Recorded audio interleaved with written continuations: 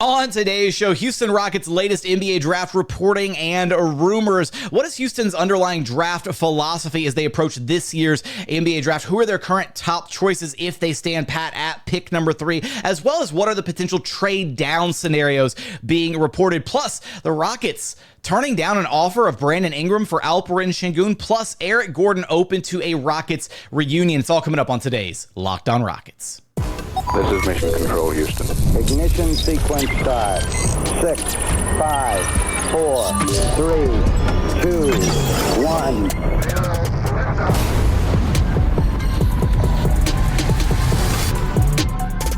What's up and welcome to another edition of Locked On Rockets, your daily podcast home for everything Houston Rockets basketball. As always, I'm your host, Jackson Gatlin, native Houstonian and credentialed media member. I'm also the host of Locked On NBA Mondays. Be sure to follow along wherever you listen to your podcasts or on YouTube. Just search Locked On Rockets. Be sure to like, comment, and subscribe. That's the best way you can help our show out, is to go comment anything below on the YouTube video. Even if you just swing by and say, "Go Rockets," it helps us out a ton. Now, today's episode is brought to you by FanDuel. Make every moment more with FanDuel. This summer, FanDuel is hooking up all customers with a boost or a bonus daily. That's right. There's something for everyone every day, all summer long. Visit FanDuel.com/lockedon to get started. And as always, thank you so much for making Locked On Rockets part of your day every single day, whether it's on your way to work, on your lunch break, in the gym. Thank you for being an everydayer. A lot of NBA draft reporting to get to on today's episode, as it feels like the Houston Rockets are zeroing in on who they'll select with that number 3 overall pick, should they stand pat at pick number 3 and not trade the pick, either by trading down or by trading out of the draft completely. More on that a little bit later. We're going to tackle Houston's kind of underlying draft philosophy, how the brain trust is currently operating, and which member of the Rockets brain trusts are, kind of dedicated towards one type of prospect, and how these underlying draft philosophies all pool together to give us a picture, an idea of who the Houston Rockets are likely to select in this year's NBA draft if they hold on to that 3rd overall selection. Because we can look at, I know we're also going to get some other little tidbits a little bit later on, courtesy of the Athletic's Kelly Iko. Some great reporting by Kelly. I'm going to put a link to his recent Rockets article in the episode description. Be sure to go check that out for a detailed breakdown of what he had to report. But let's start with the underlying draft philosophy, because that'll help us paint a better picture as to what the Rockets are hoping to achieve in this year's NBA draft. I think we can take a look back at these previous drafts, right? 21, 22, and 23, and look at the historical precedent for how the Rockets have operated in each of these drafts. Now, there clearly have been a lot of picks made as an upside play, right? Guys who have these incredibly high ceilings, a ton of potential, and those tend to be the Rafael Stone type picks, right? He values that insane upside possibility, the insane ceiling on some of these prospects, the home run swings, if you will, as well as positional versatility, right? You can look back at guys like Jalen Green. Jabari Smith Jr. was less of a choice and more just he was the guy that was left over of the big 3 in that draft. But then Ime Thompson in last year's draft, right? Crazy high upside, positional versatility, all of the above. Then there's kind of the analytics department to consider, spearheaded by Eli Witus. We know that the analytics department was largely in charge of the decision to make the trade for and subsequently select and draft Alperin Shingon, and then the following year, Tari Eason, right? Those were the Rockets' kind of analytics picks, courtesy of Eli Witus in the analytics department. And then the other angle that's a little bit newer, a little bit fresher on the scene to consider is Ime Udoka and his win now defensive-minded approach. And so you take these 3 kind of underlying basketball philosophies, right? You take Rafael Stone and his upside and positional versatility desire for these prospects. You take the analytics angle from Eli Witus, and you take the win now defensive-oriented angle from Ime Udoka. And that hopefully helps you paint a picture as to who the Houston Rockets are targeting in this year's draft. Now, I think there's one prospect that clearly checks all 3 boxes on that list, and that is UConn's Donovan Clingan. Now, he doesn't necessarily address the Rockets' biggest weakness of this team currently, the Achilles heel of this team, which is outside shooting, but he does check all 3 of those boxes. So I think if you're looking for who the Rockets probably view as the best player available, if they're on the board at pick number 3, they don't have a trade lined up, and Clingan is there, I think he's going to be the guy that the Rockets ultimately select, right? And there are a lot of arguments, pro Donovan Clingan arguments. The main one that I keep seeing as an argument against drafting Donovan Clingan is the idea of, oh man, you're going to draft a backup big man, or you're going to draft a guy who plays the same position as your best player with the number 3 overall pick. That's a waste of an asset. I would push back on that argument substantially. First off, you can draft Donovan Clingan, and yes, he is like the complete antithesis of Alperin Shingon, a polar opposite player archetype, if you will. First off, that's great to have. Having that level of positional versatility where you can go from your offensive phenom and Alperin Shingon and then immediately shake things up, change things up, matchup dependent, whatever, and switch to a guy like Donovan Clingan who completely alters the game defensively, then that's a complete win. Being able to play multiple different styles at any given point in a basketball game, that's a huge benefit to a head coach like Ime Udoka, who can change things up depending on the opponent, depending on certain matchups, whatever. And if he's backing up Alp, yeah, there's a realistic possibility where maybe the most he'll ever get in a Rockets uniform is, the biggest role he'll ever have is something like, a 15 to 20 minute a night backup behind Alp. But hey, if Donovan Clingan exceeds that role, if he cements himself as a starting caliber big, but there's just not starting minutes on this Rockets team because Alp continues to blossom and becomes an all-star, and the Rockets, have a really good problem on their hands with an all-star in Alp and potentially a borderline all-star or a defensive player of the year type candidate in Donovan Clingan as his backup. That's a great problem to have, because guess what? They can always trade him later. You can always flip him for even more value down the line. That's how a lot of these transactions work, right? If you get a log jam at a position, then guess what? You trade the player who is not as good, and then you get back extra value. Even though, another team might want to make him their starter, great. You bring back value, everybody's happy. And not to speak it into existence or anything, but there is a very realistic possibility that the Rockets draft Donovan Clingan, and then 2 years, 3 years down the line, whatever, if both guys are still on the team, Sengun and Clingan, there's a possibility out there where Clingan surpasses Sengun as far as his, talent level, his ability to defend, his ability to alter the game on that side of the floor. Again, we're talking about a guy that has the makings of a year in, year out DPOY candidate. And that meshes maybe a little bit more with Ime Udoka's defense first mentality than Sengun's play style. I'm not shipping out Sengun. I'm not making Donovan Clingan the starter over him right away. I'm just saying it's a possibility to consider. And then the same thing happens there. You can possibly trade Sengun, get back a lot of value for an all-star caliber big man that another team is willing to or wants to build around. But that's the main argument I hear against these guys, whereas there's so many more arguments in favor of taking him, right? Again, you get to switch things up schematically. You can do a lot more with two bigs that have polar opposite skill sets. And there's a very realistic possibility that these two guys might actually be able to play together a little bit on the floor. If one or both of them get the outside shooting to a place where it's at least somewhat respected by opposing NBA defenses, I'm not saying they'll ever start, Sengun at the 4, Clingan at the 5, whatever. I'm not saying it'll ever be a full-time lineup, but we know that Ime Udoka has played around with and utilized double big lineups in the past. We know that he likes lineup versatility and flexibility, and there's a realistic possibility where they could play together for at least small stretches during a game if one or both of them develop that outside shooting. Because if you have a big man like Donovan Clingan in the back, then you can have Alp just close out hard on the three-point line, even if he's guarding out of position at the 4, and just funnel everything in towards Clingan. It works, right? So I think that Clingan is clearly right now the front runner for the Rockets. He checks all 3 of those boxes for the Rockets' brain trust, and he'd probably be one of the few prospects that I think you could draft with that number 3 overall pick and expect to actually make an impact early next season as a rookie, situationally, right? Obviously, the Rockets still have Steven Adams, and they're really looking forward to his production next season, but there's a pathway for Donovan Clingan to learn from Steven Adams and potentially break into that backup big man role really early out of the gate. And Steven Adams kind of becomes more of that situational big to use in certain matchups. And then he also becomes salary filler a little bit later down the line. So a lot of arguments in favor of Donovan Clingan. I know that there are a lot of big-time Donovan Clingan fans in the Rockets front office, in the brain trust. There's a lot of Donovan Clingan supporters within the Houston Rockets. But the other name that the Houston Rockets are considering with that 3rd overall pick, Reed Sheppard, who does answer the Rockets' shooting woes at least a little bit.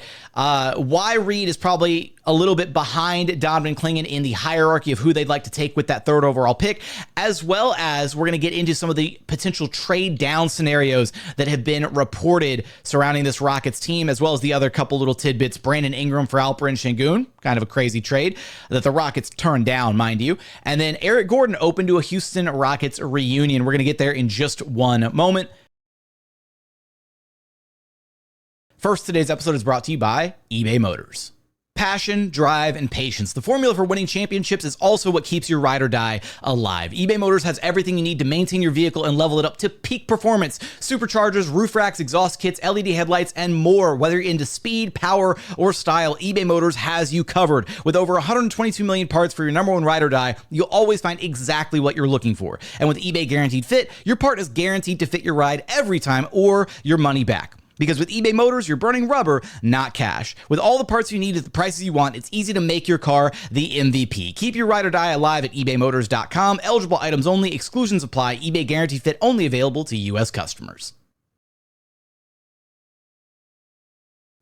And continuing on here at Locked On Rockets, your daily podcast home for everything Houston Rockets basketball. All right, the other guy that it seems like the Houston Rockets are strongly considering with that third overall pick, albeit one tier kind of behind Donovan Clingan, is Kentucky's Reed Sheppard. These have been the two guys that have been largely reported and rumored to be the likely choices. You see all the mock drafts having one, the Rockets take one of Clingan or Sheppard with that third overall pick. Sheppard would be a great addition to this Rockets team. And I should have mentioned this when we were talking about Donovan Clingan in the first segment, but it still bears weight here in the second segment as we're shifting gears and talking about Reed Sheppard. And that's that both of these guys, Clingan and Sheppard, both provide a skill set, a set of abilities that are not presently found on this Rockets roster. Nobody in the Rockets core, and I'm talking specifically about the core six, right? I'm not factoring in like guys like Steven Adams or the vets like Fred VanVleet.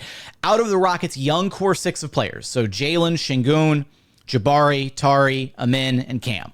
Nobody out of that core six has the skill set that Reed Sheppard has or has the skill set that Donovan Clingan has. And so adding one of those guys, adding either of them is, I think, a home run kind of pick, because you're diversifying the young core even further. You're adding yet another prospect who answers some questions, who can check some boxes that the other guys don't currently do, right? We already talked about all of Donovan Clingan's strengths, the defensive angle, the kind of makeup of how he would change gears for this team defensively, and that's why I'm sure that Ime Udoka is very fond of him, and why the Rockets, brain trust is very high on him, and why he's probably the front runner. But then Reed Sheppard does a lot of similar things as Fred VanVleet, honestly, as far as being a stabilizing force on the floor, a knockdown three-point shooter. I mean, you talk about a team that desperately needs shooting. Reed Sheppard can be that guy, right? 52% from downtown, can shoot in a variety of ways, right? Can shoot off the dribble, can be a catch-and-shoot player off ball, can come off screens, DHOs, like he's a movement shooter. He can do it all, and he does it on solid volume. And at the end of the day, he's also I don't even want to say passable playmaker. That's kind of a disservice, right? He can run an offense, right? He can run an offense, whether it's in transition, whether it's in the half court. He makes good, solid, high quality reads, and no pun intended. And at the end of the day, like, he would be able to plug into a position right away that the Rockets kind of don't have an answer for, and that's they don't have a tertiary ball handler, right? It's Fred VanVleet, Jalen Green, and then that's it on the roster, right? Last year, they leaned heavily on Aaron Holiday, which reports, if they are to be believed, suggest that Aaron Holiday will not be returning to the Rockets this next season. So the Rockets need another ball handler on the roster. Now, maybe they're looking to address that hole in the roster via free agency. That's a distinct possibility there. But I do think that there are so many benefits to bringing in a guy like Reed Sheppard, who can learn under the tutelage of a guy like Fred VanVleet, because they do have very similar play styles, very perimeter focused, perimeter oriented, jump shot heavy offensive diet. Not standouts when it comes to their physicals, right? Obviously, Reed is a lot bigger than Fred VanVleet. Fred is, a staggering, 6 foot, 6'1" on a good day. Reed Sheppard at least clocks in at 6'3" when he's wearing sneakers. And he's, got a stockier build to him, right? He can, hold his own defensively against some slightly bigger guys, some bigger competition.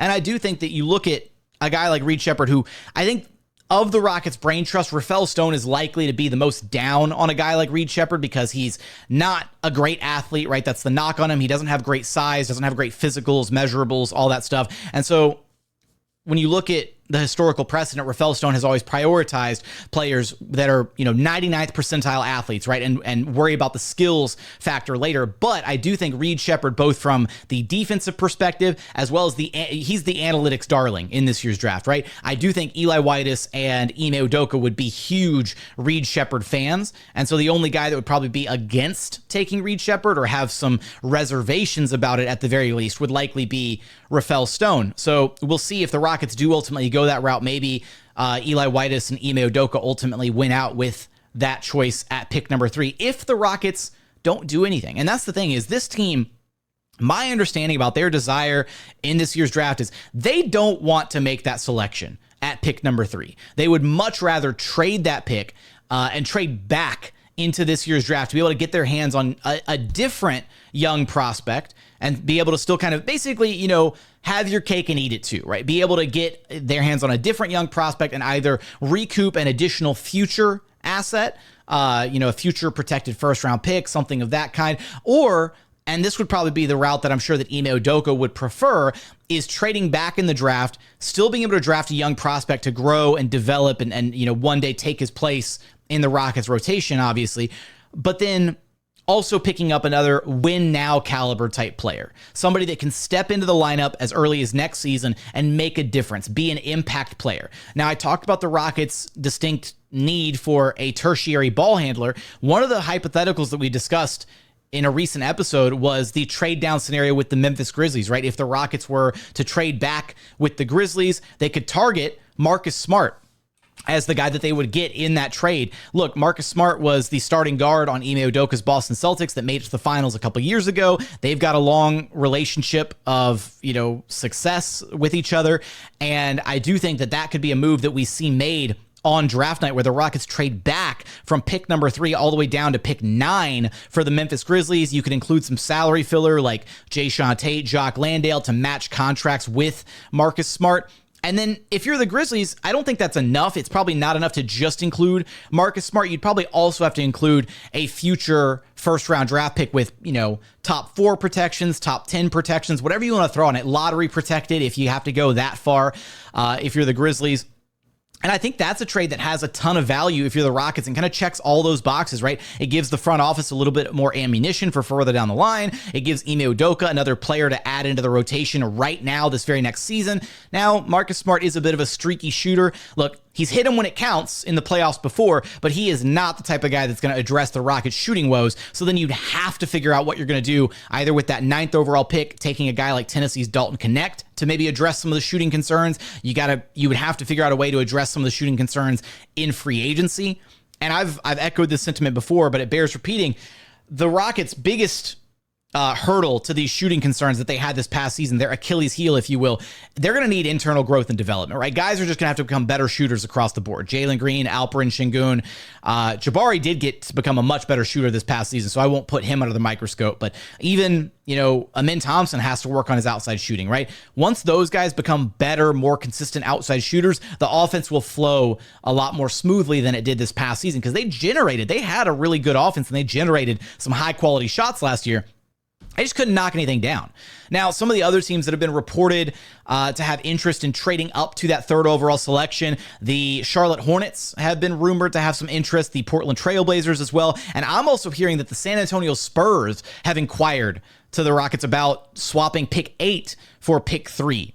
And we're also hearing some rumors that the Atlanta Hawks are more so looking forward to the idea of trading down in the draft rather than taking Donovan Clingan outright with the 1st overall pick in the draft. They'd much rather trade down in the draft to secure Donovan Clingan. So if you're the Houston Rockets, is there a way that maybe all this is a smokescreen, whatever? Is there a way that they could maybe potentially still get their hands on a guy like Alex Sarr if the Hawks are hell-bent on getting Donovan Clingan? And, I know I just went through everything about why Clingan and Reed are the 2 guys at the top of the Rockets draft board. It feels like that because Alex Sarr feels out of reach. It feels like if the Hawks don't take him at number 1, the Wizards are likely going to take him at number 2. That seems like what's going to happen. Now, is there a way to leapfrog that, right? Is there a way for the Hawks to select Alex Sarr number 1 and then potentially the Wizards don't go with Donovan Clingan number 2, and then the Rockets are able to pick up Donovan Clingan at number 3 and initiate some type of a trade? I don't know if internally the Rockets view Alex Sarr as a prospect that is that far ahead of Donovan Clingan and what he would bring to the table to trade a future asset or anything else of value to move up technically 2 spots to be able to select Alex Sarr. I do think Alex Sarr would check all 3 of those brain trust boxes that we talked about already, but it seems kind of out of the realm of possibility at this point. It kind of seems like maybe a leverage tactic that the Hawks are deploying to try and get the Washington Wizards to maybe up an offer or throw in a couple seconds or something so that the Wizards can select Alex Sarr for themselves with the number 1 overall pick.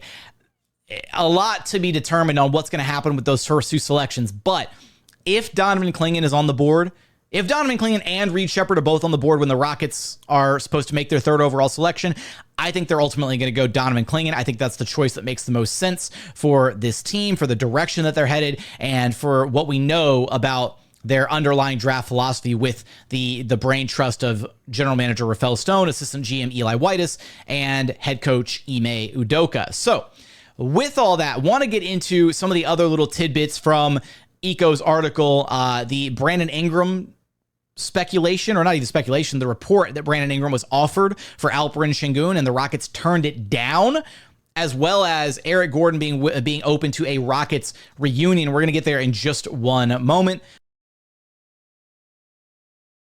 First, today's episode is brought to you by FanDuel.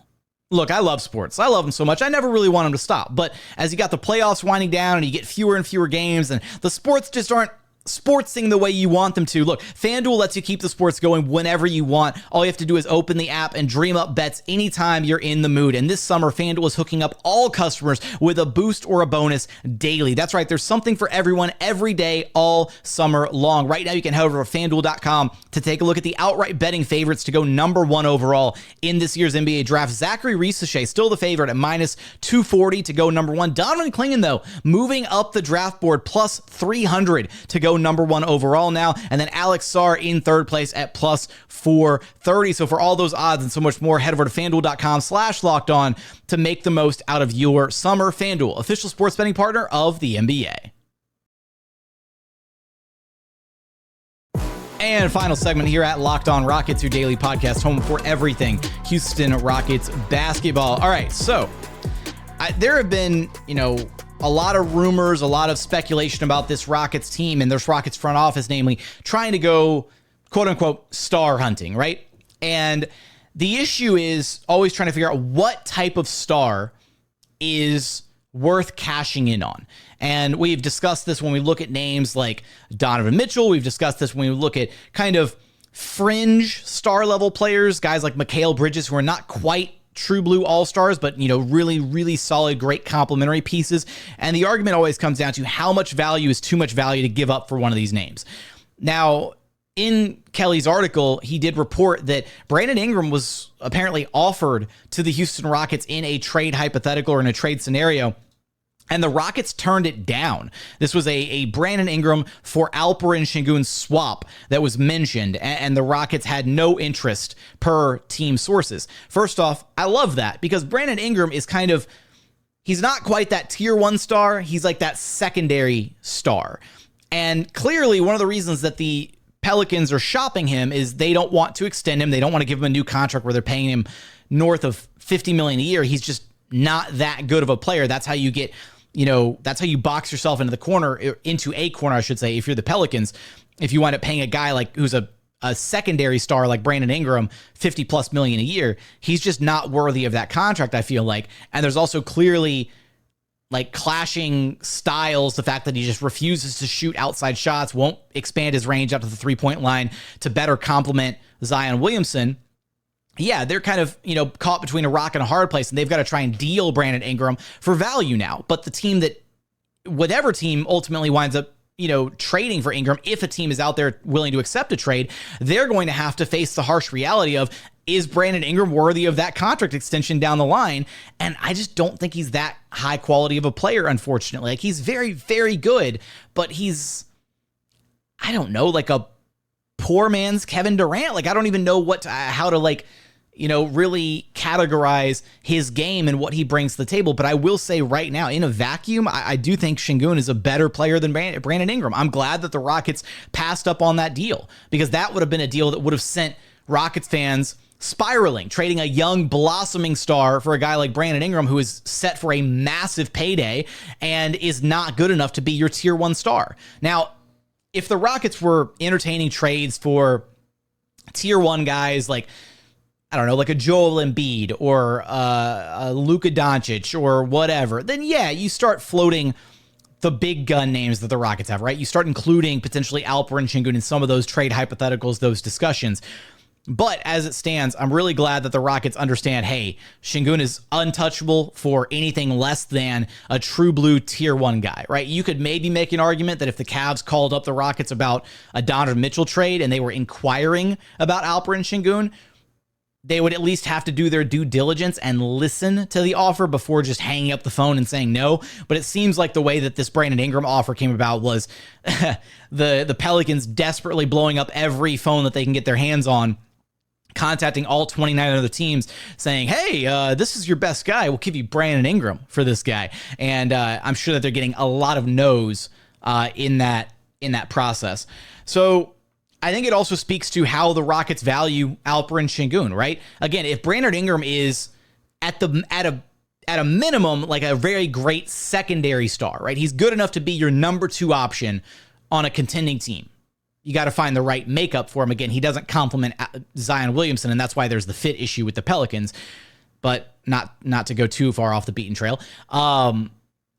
He's good enough to be your second best player on a contender, right? He's that level of player. He's got that level of talent. If the Rockets are willing to turn down a swap of Brandon Ingram for Alperin Shingun, I think that means that internally they at least view Alp as on the same level as Brandon Ingram, which means they view him as at least good enough to be the second best player on a contender. Now, again, we still don't know what Alp's true ceiling is as a player. Is he one day going to be able to be the best player on a contending team?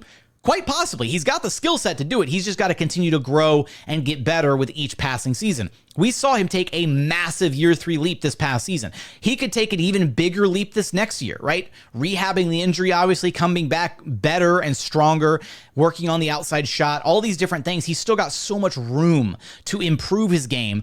And the biggest thing was him squashing any worries, any concerns, any doubts about his ability to play high-level defense, because the Rockets, hey, they anchored a top 10 defense with Alperin Shingun as the man in the middle for 3/4 of the season. And in fact, their defense got worse when Alperin Shingun got injured and he left the lineup.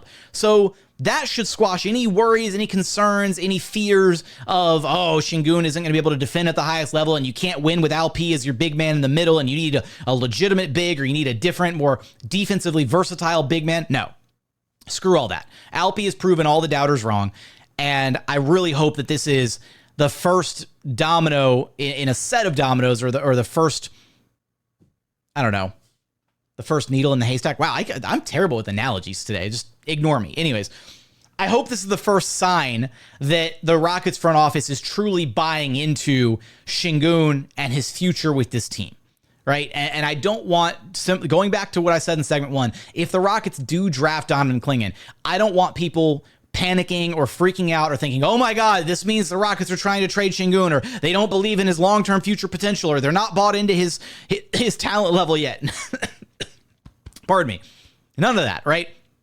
The two can coexist. The two can exist on a roster, even though they might not be able to share the floor at the same time together for extended minutes. The two can absolutely coexist, and bolstering the Rockets front court and having a legitimately good young backup big like Donovan Clingan could do wonders for Alperin Shingun, given certain matchups that maybe favor Clingan over himself, all those kinds of things. So I'm glad that the Rockets didn't go ahead with that trade. I like hearing that, and it kind of shows me that hopefully the mentality of the Rockets front office is in the right place as it relates to Alperin Shingun. And the other little tidbit here, which it seems like it's making the rounds, that Eric Gordon, not so happy in Phoenix, right? I mentioned this a few weeks ago or a few episodes ago, whenever it was, when we did our a recent free agent episode and kind of discussing some of the Rockets' potential free agent targets. I brought up the fact that, yeah, Eric Gordon loves Houston, right? He still calls this place home. He had great years here. He never really wanted to leave in the first place. It was just he needed a concrete answer from the Rockets front office as to whether he was going to be able to stay long term or and get a new deal, a new contract, and kind of ride off into the sunset with this Rockets team, or if he was going to need to go, contend elsewhere or whatever. And ultimately, they didn't want to pay him to stay in, throughout the rest of the rebuild. He was able to go and try and chase a championship this past season with the Suns. Obviously, that kind of blew up in Phoenix's face. And that's a really tumultuous situation over there in the desert. So I mentioned it a few weeks ago. Kelly mentioned it in his article. Both sides, the Rockets side and from EG's side, right? Both sides are really open to an EG reunion. I would not be shocked to see the Rockets float, maybe not all of their MLE, but, hell, bringing back EG to Houston on a vet minimum would be an absolute steal. I would imagine that he probably would want something more than the vet minimum to come back to a team that isn't guaranteed a deep postseason run, because any contender would love to pick up Eric Gordon for a vet minimum. And he's the type of vet that could very easily at this stage in his career go ring chasing with whoever he thinks is the best option to go ring chasing with, right? He could go hit up the Boston Celtics this offseason and say, hey, I want to come to Boston on a vet minimum. And they would snatch him up in a heartbeat to add to their rotation. And suddenly, bye-bye Peyton Pritchard. Your minutes are now going to Eric Gordon, right? So the Rockets would probably have to pay a little bit of a premium, dipping into their MLE a little bit to re-sign Eric Gordon to pry him away from any potential contenders that are, circling him like vultures ready to attack if he decides to leave the Phoenix Suns. But I would be super open to an Eric Gordon reunion, and he would kind of answer a couple of those big questions for the Rockets, right? He would give them another legitimate outside shooting threat. He would give them a tertiary ball handler, a guy who can run the offense in a pinch, who can take some of the pressure off Fred VanVleet and Jalen Green, a guy who's obviously been in Houston for most of his career and is very familiar with these young guys and got a chance to kind of watch them grow from afar last season. Was with them through hell during the Steven Silas era and would get to come back and kind of see this rebuild through, right? It would be really poetic in that sense, being able to bring Eric Gordon home and let him kind of see through the rebuild as he rides off into the sunset on his final NBA contract with the Houston Rockets for the next 2 years, 3 years, whatever he's got left in the tank. I'd love to see EG retire a Rocket. He's an all-time Houston Rockets role player, sixth man of the year, all that good stuff, was part of the team that should have won an NBA title. And back when he was in town this past season, man, got a chance to catch up with him. And it was just so heartbreaking hearing him talk about the team and how much that team meant to him and how he really wished that he could have won a title in Houston. I would love to see the Rockets bring him back. And that would be, I think, a really great addition this offseason. So that's going to do it for today's episode. There are some other rumors swirling about, so stay tuned for our next episode where we're going to be tackling some of the Paul George trade rumors, right? The Rockets potentially dabbling with some interest in maybe a opt-in and trade scenario with Paul George, something we discussed a few episodes ago, but we're going to revisit in our next episode, so be on the lookout for that. But as always, thank you so much for checking out the show. If you haven't done so yet, please consider subscribing wherever you listen to your podcasts or on YouTube. Just search Locked On Rockets, like, comment, subscribe, and if you're listening on Apple Podcasts, a 5-star review helps us out a ton. But as always, thank you so much for watching. Thank you so much for listening. And we look forward to having you back right here at Locked On Rockets, your daily podcast home for everything Houston Rockets basketball.